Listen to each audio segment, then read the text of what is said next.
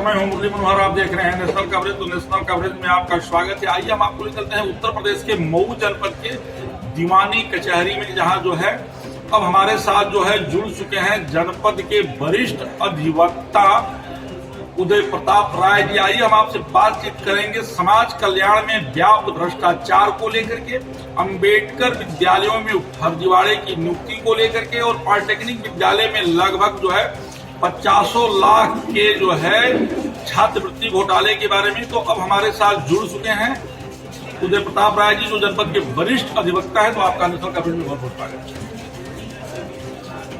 समाज कल्याण विभाग में जो है लगातार आप लोगों का जो है यह आंदोलन चल रहा है, शासन से आप मांग कर रहे हैं कि समाज कल्याण विभाग में जो है लंबा भ्रष्टाचार जो है व्याप्त। किस तरह का भ्रष्टाचार है? ऐसा है कि 24 फरवरी सन 2018 को तत्कालीन जिलाधिकारी प्रकाश बिंदु ने बेसिक शिक्षा कार्यालय पर छापा मारा और कुछ कागजात बरामद किया, जो आज भी यहाँ पर बंद है, उनके डबल लॉकर में बंद है।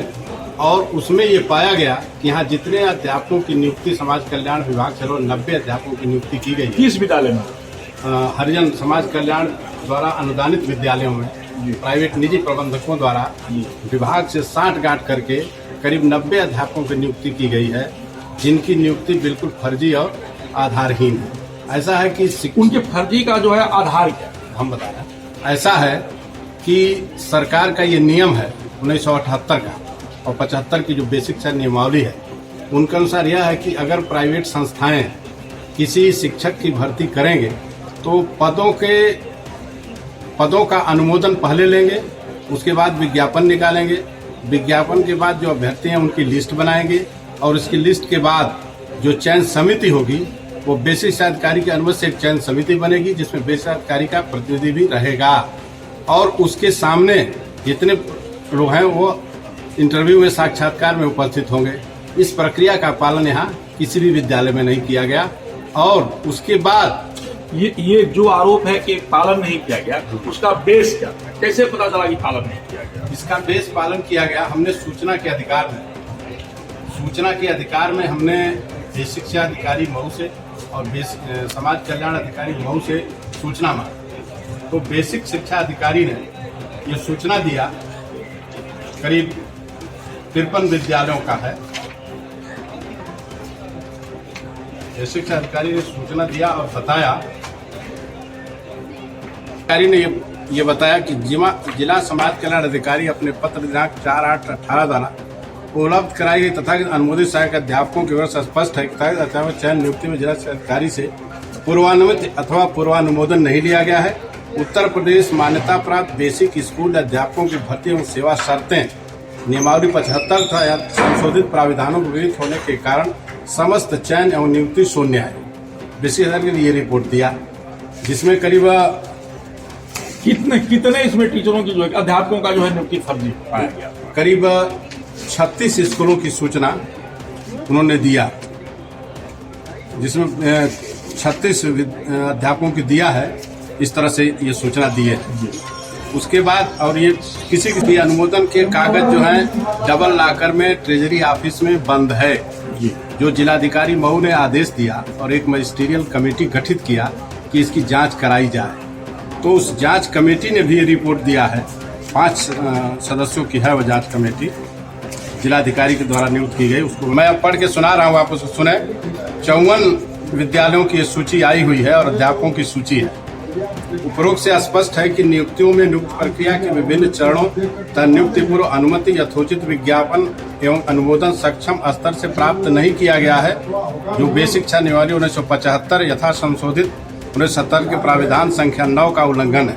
इसके अतिरिक्त यह भी अवगत कराना है कि अधिकांश अध्यापकों की नियुक्ति तिथि और शासन द्वारा अनुमोदित तिथियों में पर्याप्त अंतर है। उत्तर प्रदेश में निःशुल्क बाल शिक्षा का अधिकार नियमावली 2011 27 जुलाई 2011 से लागू है। अतः इस तिथि के पश्चात अभ्यर्थियों की अध्यापक पात्रता परीक्षा उत्तीर्ण करने के बाद ही नियुक्तियां की जा सकती थी, परंतु इस प्रकरण में बिना टीईटी पास अधिकांश आवेदकों की नियुक्ति 27/7/11 के पूर्व कदाचित बैक डेटिंग से करने का प्रयास किया जाना प्रतीत होता है।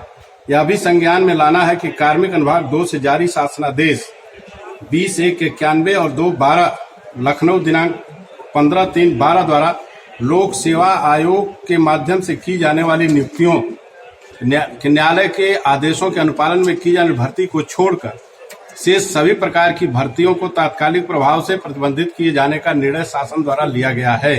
फिर भी उपरोक्त नियुक्तियों की प्रक्रिया शुरू होना था, उनका अनुमोदन होना शासन की मंशा की अनियमितता को दर्शाता है। उपरोक्त अनियमितताओं, विसंगतियों, विद्यालयों के प्रबंध तंत्र कार्यालय, समस्त समाज कल्याण कार्यालय, जिला विकास अधिकारी निदेशालय, प्रशासन से जुड़े विभागीय कर्मियों की दुर्विसंध प्रतीत होती है।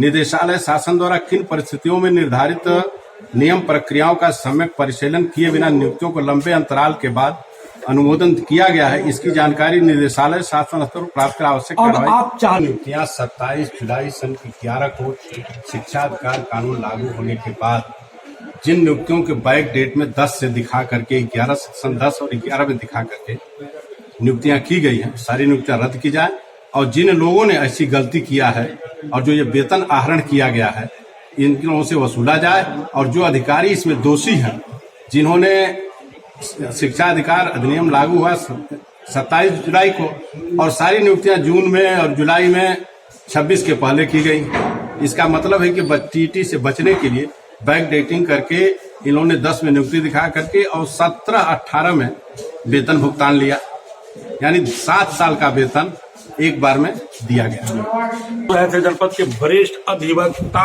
उदय प्रताप राय जी को आपका स्पष्ट मानना था कि समाज कल्याण विभाग में जो भ्रष्टाचार व्याप्त है, जो नियुक्तियां हुई हैं, शासन स्तर से रिपोर्ट आ गया है, दोषी अधिकारियों के खिलाफ जो है कार्रवाई की जाए और जो लोग जो है सैलरी लिए हैं उन लोगों का पैसा गवर्नमेंट के खाते में पुनः वापस किया जाए।